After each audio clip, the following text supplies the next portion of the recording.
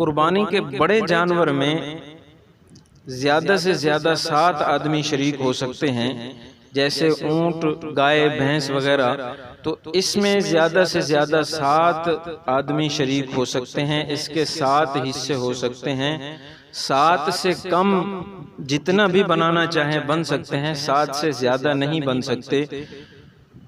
ایک بڑے جانور میں اگر 3 آدمی شریک ہوں گے تو اس کے 3 حصے شمار ہوں گے، اور اگر 4 آدمی شریک ہوں گے تو 4 حصے بنیں گے اس کے۔ تو کم حصے جتنا بھی بنانا چاہیں بن سکتے ہیں۔ کچھ لوگ یہ کہتے ہیں کہ اگر 7 سے کم شریک ہیں تب بھی حصے 7 بنانے ہیں، تو یہ ایسا کرنا ضروری نہیں ہوتا۔ جتنے آدمی اس جانور میں شریک ہوں گے، 2 ہوں گے، 3 ہوں گے، 4 ہوں گے، اتنے حصوں میں وہ جانور تقسیم کیا جائے گا، اس جانور کے اتنے حصے بنائے جائیں گے۔ لیکن اگر کسی بڑے جانور میں 7 آدمی شریک ہوں تو اس میں یہ ضروری ہے کہ کسی آدمی کا حصہ 7ویں حصے سے کم نہیں ہونا چاہیے۔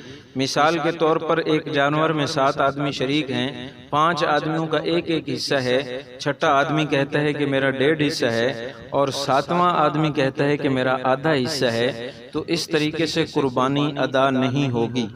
اسی طرح قربانی میں حصہ ڈالا جاتا ہے، تو اس میں بھی بہت سارے لوگوں کو غلط فہمی لگتی ہے۔ حصہ ڈالنا کس کو کہتے ہیں؟ حصہ ڈالنے کا مطلب یہ ہے کہ آپ بڑے جانور کے 7 حصوں میں سے ایک حصہ لازمی طور پر خریدیں۔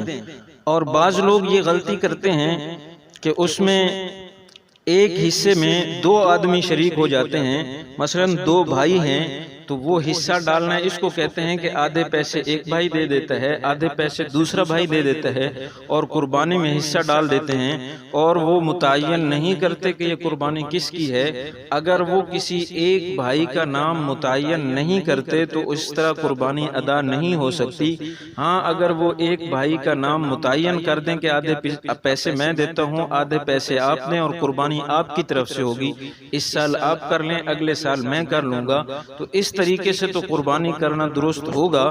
لیکن اگر آدھا آدھا حصہ ڈالا ہے تو جیسے پہلے میں نے بتایا کہ 7ویں حصے سے کم حصہ ہوگا تو پھر قربانی ادا نہیں ہوگی، تو اس لیے اس چیز کا خیال رکھنا چاہیے۔